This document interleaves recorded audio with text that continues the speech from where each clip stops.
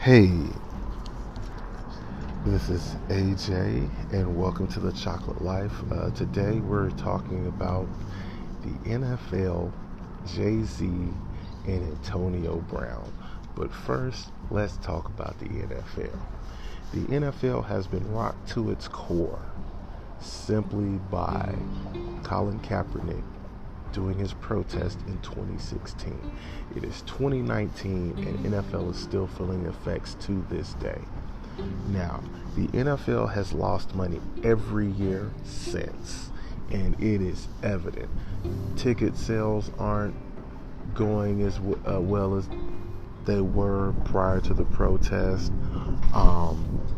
It's a number of things, you know what I'm saying? And even with all that being said, the protest has also kind of divided the country in a way. And it's something to the effect of the general population not understanding the struggle of one. Now, the reason why the protest is so huge is because, number one, the mistreatment of blacks and Latinos in this country is very, very, very prevalent, even coming from the leader of this country sitting in the Oval Office right now. He has also fueled the fire and that separation between between the fan bases per se, with his remarks calling NFL players son of a bitches, or black NFL player or minority NFL players sons of bitches. When he made that comment, it just made the protest even stronger. NFL has lost TV money, endorsements, overall revenue through merchandise, or even TV packages through cable and satellite. The NFL has lost several $billions. I mean, in the last 3 years, the NFL has probably lost close to $9 billion, in which they're a $9 to $10 billion a year industry anyway. So, in order to bring the minority dollars back to the NFL reached out to billionaire / rapper Jay-Z. Now, with him being a quote-unquote businessman, as they say, he has done things that made his former business partner Dame Dash step away. Dame Dash, who's very, very business savvy himself, has, you really haven't heard from or seen Dame Dash together since the beginning of the Best of Both Worlds album. That's the album in which Jay-Z teamed up with R. Kelly. And that is just a whole nother episode within itself. Now everybody is under the impression that Jay-Z is doing this to quote unquote get partial ownership of the team and then bring Kaepernick in. No, that's not what's happening, because if it was, all the teams who are struggling and looking for quarterbacks would have already went for that deal before now.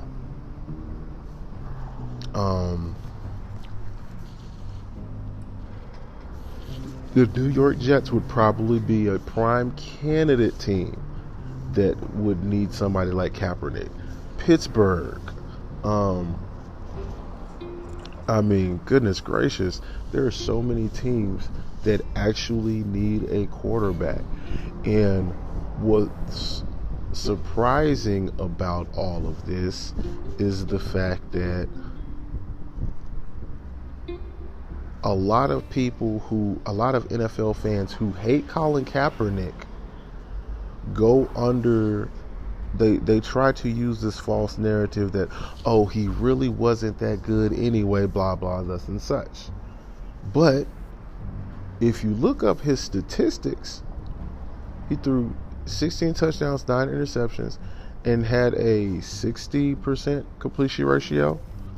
Had one of the highest quarterback ratings in the league, on top of leading his team to a Super Bowl. Now, what people really are saying when they say he wasn't that good, oh, he wasn't doing what Tom Brady's doing. That, in a way, that's kind of deflecting the message that's kind of deflecting the message of what Colin Kaepernick is protesting by throwing narratives out there such as that, oh, he's not a Tom Brady, oh, he's not this, he's not that. Now, even with the protest and everything, the next order of business we have to talk about is the conflict of interest / relationship between owner Roger Goodell and Robert Kraft, who is the owner of the New England Patriots. Now, a lot of people over the years who are not Patriot fans just have come to the conclusions that, the NFL is somehow rigged and this and that. And the New England Patriots are the making of a quote-unquote super team. Well, people who are conspiracy theorists can throw that out there, but at the same time, the relationship with Robert Kraft and Roger Goodell low-key make that narrative very, very real, even though it has the possibility of not being real. But at the very same time, it runs the possibility of being also true. Here's the reason why. Number one, the Spygate scandal from 99 to 2007. So the New England Patriots went on a run where they won 3 Super Bowls in less than, they won 4 Super Bowls in less than 10 years. And the reason why this is believable is because, number one, the Spygate scandal. The Spygate scandal basically was the New England Patriots organization and coaching staff had been quote-unquote stealing signals and recording opposing teams' walkthroughs prior to games. I will say personally, I remember when the New England Patriots played in 2 Super Bowls, and me and my college teammates watched these 2 particular Super Bowls. I'm speaking of the New England Patriots versus the St. Louis Rams and New England Patriots versus the Carolina Panthers. During both Super Bowls, me and my teammates both said to each other, man, it just seems like the New England Patriots just have their other team's playbook because they're always one step ahead. And true enough, in 2007, when they were caught, it was right. They did record those other teams' walkthroughs. They did steal signals. You know what I'm saying? And so basically the new commissioner coming in, when it happened, shortly after these things came about, Roger Goodell decided to quote unquote burn the tapes and burn the evidence and give them a mulligan, basically a try-over. And so what ends up happening, the New England Patriots lose draft picks. And they were very, very strategic in how they drafted, how they got this, how they got that. And there was really no drop-off per se. Now, with all of this happening, New England just happened to become the NFL version of the Golden State Warriors. And even to this day, one of the biggest letdowns in sports history was the Patriots being down 28-3 in the Super Bowl against the Atlanta Falcons and them coming back to win on the very last play. Now, a lot of people would say, how do you, as a professional sports team, have an opponent down by 25 points, let another team come back and win? And the first thing I thought about was, what did New England do? I mean, what did Atlanta do to put New England down?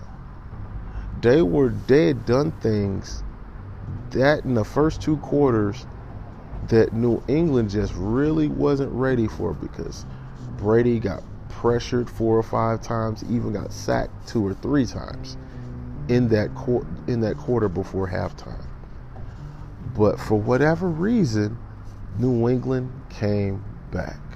They went away from the coverages that they were running in the first quarter. I'm saying this: how do you put yourself in a position to be up by 25 and then you totally change everything you do the second half of the game and you let that team come back? Now, I'm going to be honest with you. As a coach myself, if I have you down by 25 points, I'm going to try my darndest to keep you down by at least 20. I'm going to try to keep you down by that much or even more and try to put on more points. But what ended up happening, the Atlanta coaching defensive staff went super conservative. They're playing cover deep zone. I mean, they're playing zone deep, which allowed Tom Brady to pick apart that defense all the way until they came all the way back. And that's what disturbed me the most. And that's what disturbed a lot of people. And this brought about the narrative that, maybe the NFL is rigged. And this made me even get curious about previous Super Bowls. Perfect example. The Denver Broncos played the Seattle Seahawks and got blasted. They got throttled. A season or two later, those very same Broncos made it back to the Super Bowl and played a Carolina Panthers team that on paper was probably just as good. The defense was just as good. The offenses it looked like a pretty good matchup on paper. But was that a triumphant send-off for the great Peyton Manning? Or did the Carolina Panthers really lose that game to the Panthers?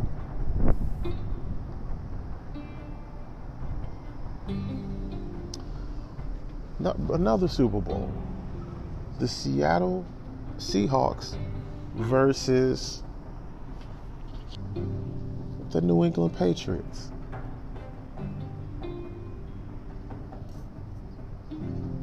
Now, Marshawn Lynch was pretty much unstoppable in the Super Bowl.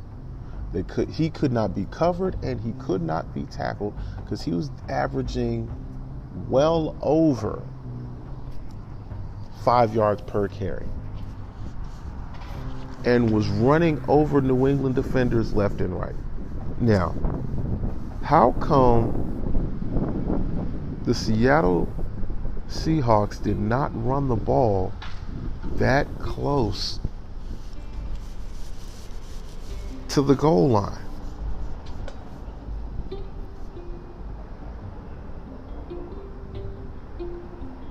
It makes you wonder.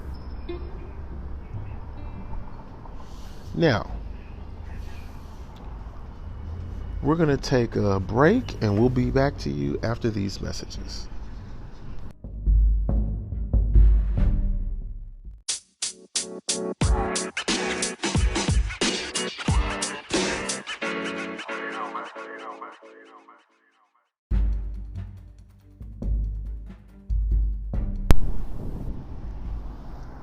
Hey, this is part 2 of the NFL, Jay-Z and Antonio Brown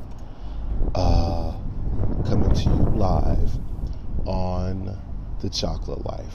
Now, before we can get to Antonio Brown, we first must talk about the New England Patriots owner, Robert Kraft.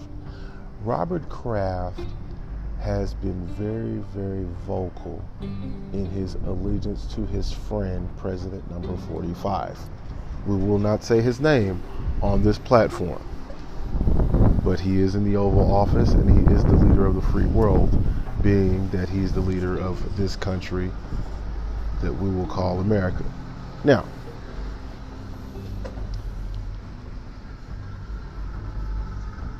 Mr. Kraft has been very, very vocal in his allegiance and in his support of number 45.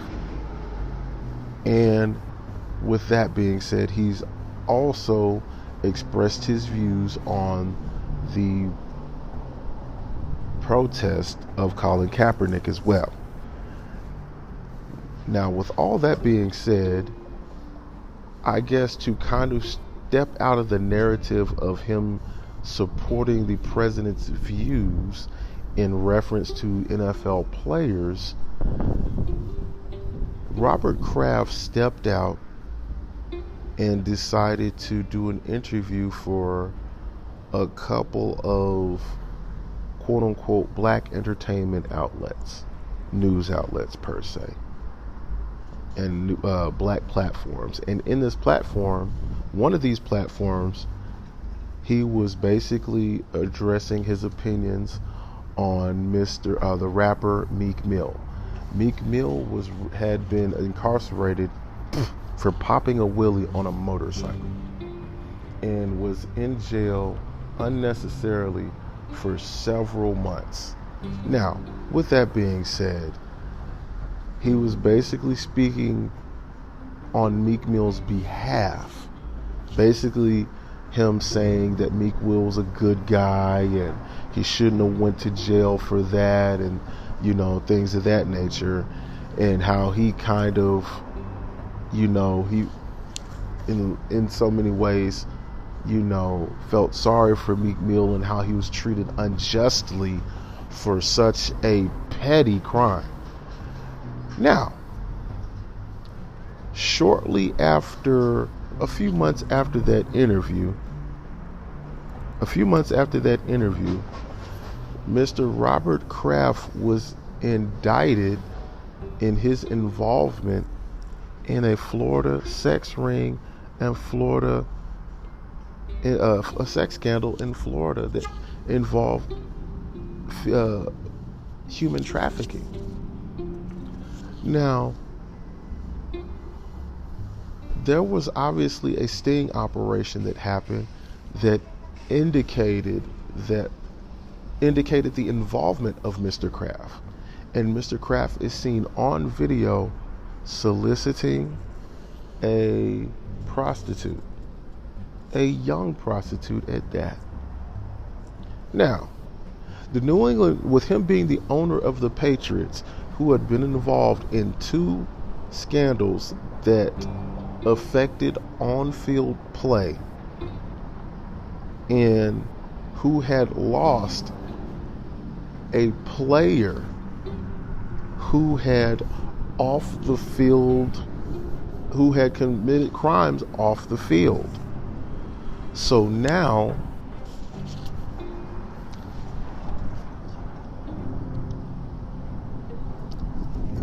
So now it is very, very important that we just point out and remember that, Mr. Kraft cannot get a pass in all of this. Mr. Kraft doesn't even want these incidents coming up. And so with him not wanting these things to come up, he's just gonna go on about his business, not even mention anything about it. With those legal problems still pending, he's really not allowed to say a whole lot right now. And he's pretty much keeping to himself on that particular subject. Now, even with that being said, now we can actually get to Antonio Brown. Antonio Brown is probably the best wide receiver, hands down, in the National Football League. 1,000-yard receiving seasons, 100 catches on multiple occasions, playoff appearance. He's a multiple season All-Pro. He is hands down the best receiver in the league. Due to a failing relationship with his quarterback,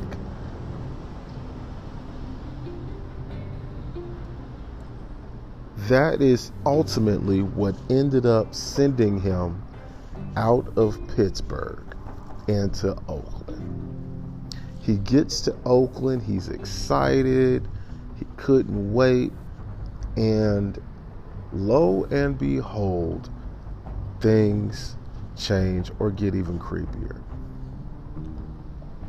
Now, very prima donna-ish or very Odell-ish, some would say, the team came to him and told him he couldn't use his helmet that he's worn the last 8 seasons. They told him he had to get an updated helmet for safety purposes. He was like, no, this helmet is just fine, blah, they such and such. Now, the NFL is trying to do better about safety and equipment in the NFL. Now, even with that being said, Antonio just wanted to play in his same helmet that he has. He obviously isn't trying. It's one of those things where if it's not broke, don't fix it. He's trying to keep everything the same as possible, even though he's on a new team in a new city. Now, shortly after that, there was the incident with his feet during a cryotherapy session. Well, Antonio Brown went to cryotherapy. For those who don't know what cryotherapy is, basically cryotherapy is basically cold therapy to regenerate and recharge muscles in the body by exposing the body to sub-freezing temperatures by it's kind of a healing therapy. It's a cold healing therapy. That's pretty much what cryotherapy is. I've done it. And when you do cryotherapy, you put these special gloves on and these special shoes on so your hands and feet do not get frostbitten. So Antonio Brown did cryotherapy but did not have on the proper footwear, thus letting his feet get frostbitten. And so when you're a wide receiver, your feet are probably one of the most important parts of your body. And with your feet being one of the most important parts of your body, you can't run, you can't cut, you can't backpedal, you can't do anything. And so when he was in training camp with the Oakland Raiders, he was very slow, took hard to move, because remember, when your feet are frostbitten, you know what I'm saying, you have a lot of dead tissue on your feet, and then you have that dead tissue falling off. You can't really pull it off because it pretty much injures your feet further. So he's waiting for dead tissue to fall off, things of that nature. His feet were just in bad shape. So by the time his feet actually healed, you know what I'm saying, he had probably only practiced 2 or 3 times with the team. But by this time, things was just getting hairy. He was doing a lot of practicing on his own, not practicing with the team. And at the same time, he had gotten into it with the owner. And while getting into it with the owner, he told the owner he would punch him in the face. And the owner at that point thought it was best that he part ways with Mr. Brown and cut him. And in the process of cutting Antonio Brown ended up being signed by the New England Patriots within a day of being cut by the Oakland Raiders. Now, the Oakland Raiders, what he said about the Oakland Raiders he said the Oakland Raiders were, as an organization, were not very organized, were not very structured. And he said the New England Patriots is a team that was going to give him structure. Now, everybody could not wait to see Antonio. Now, just as people were excited to see him play for the Raiders, people were even more excited to see the New England Patriots with Antonio Brown. Why? Because you have probably one of the best quarterbacks in the league, and I say that begrudgingly because I'm not a fan of Tom Brady. But Tom Brady is probably one of the best quarterbacks in the league, and probably a first ballot Hall of Famer, is going to go out on top with Antonio Brown as one of his receivers. But we will never know, because Antonio Brown was accused of a sexual assault shortly after joining the team. The week that he was supposed to make his debut on the field, he was immediately cut because of those allegations. Now, he immediately came forward with videotape and evidence showing that there was no sexual misconduct or sexual assault with the woman who was alleged done it. Now, I said this right after it happened. Antonio Brown was not cut from the New England Patriots because of simple allegations. Antonio Brown was cut by the New England Patriots because if he had a player who had sexual assault allegations on him, those sexual assault allegations would open the wounds up of his legal troubles with sex trafficking and soliciting a prostitute, and in his investigation. See, right now, Mr. Kraft wants to be low profile as possible. He wants to be out of the spotlight because he feels that any time he steps into the spotlight, those allegations and charges and that indictment is going to be brought up.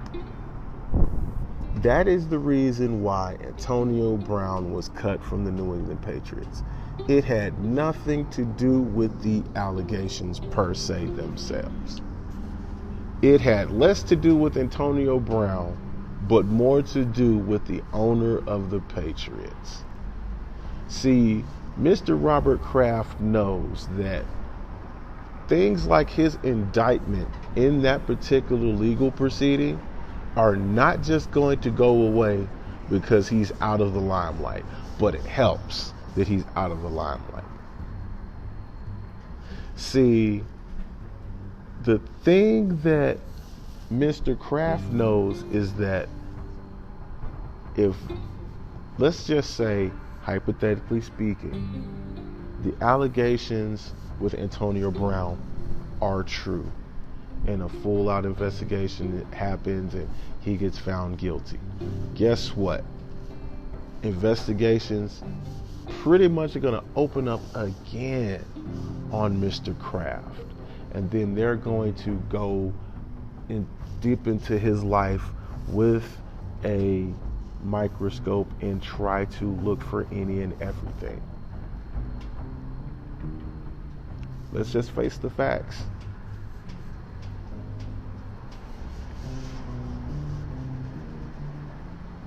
Antonio Brown was cut from the Patriots as a mean of politics in the NFL. If I cut him and his charges, it will keep things and the heat off of me and my charges. There's no doubt he could have played on the Patriots and been very good for the Patriots. But at the same time, him having those allegations and Mr. Kraft having that indictment, it was just a case of a fingernail opening up a scab.